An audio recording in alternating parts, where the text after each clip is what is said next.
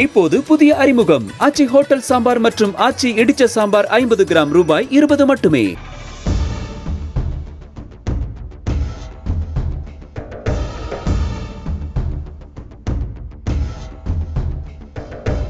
மதுரை மாவட்டத்தின் நாம் தமிழர் கட்சி வடக்கு தொகுதியின் துணை செயலாளராக இருந்தவர் பாலசுப்ரமணியன்.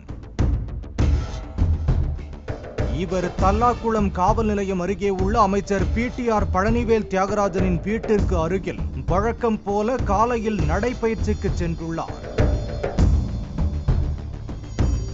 அப்போது சாலையில் 4 மர்ம நபர்கள் பாலசுப்ரமணியனை பின்தொடர்ந்துள்ளனர். மேலும் கத்தி அரிவாளுடன் அந்த மர்ம கும்பல் பாலசுப்ரமணியனை விரட்டி உள்ளனர்.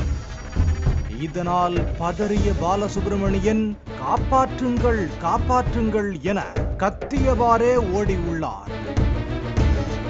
விரட்டி சென்று அரிவாள் மற்றும் கத்தி உள்ளிட்ட ஆயுதங்களால் சரமாரியாக பாலசுப்ரமணியனை வெட்டிவிட்டு மர்ம கும்பல் தப்பிச் சென்றுள்ளது. இரத்த வெள்ளத்தில் சரிந்த பாலசுப்ரமணியனை மருத்துவமனைக்கு அழைத்து சென்ற போது அங்கு அவர் உயிரிழந்தது தெரிய வந்தது.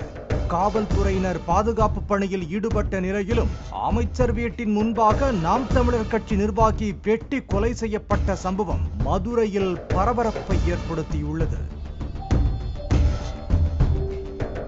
மேலும் இதுகுறித்து பேசிய நாம் தமிழர் கட்சியின் தலைவர் சீமான், கட்சி தலைவர்கள் நிர்வாகிகளுக்கே இந்த நிலைமை என்றால் மக்களின் நிலைமை என்ன என்றும், குற்றவாளிகளை உடனே கைது செய்யாவிட்டால் மாநிலம் முழுவதும் போராட்டம் பிடிக்கும் எனவும் தெரிவித்துள்ளார்.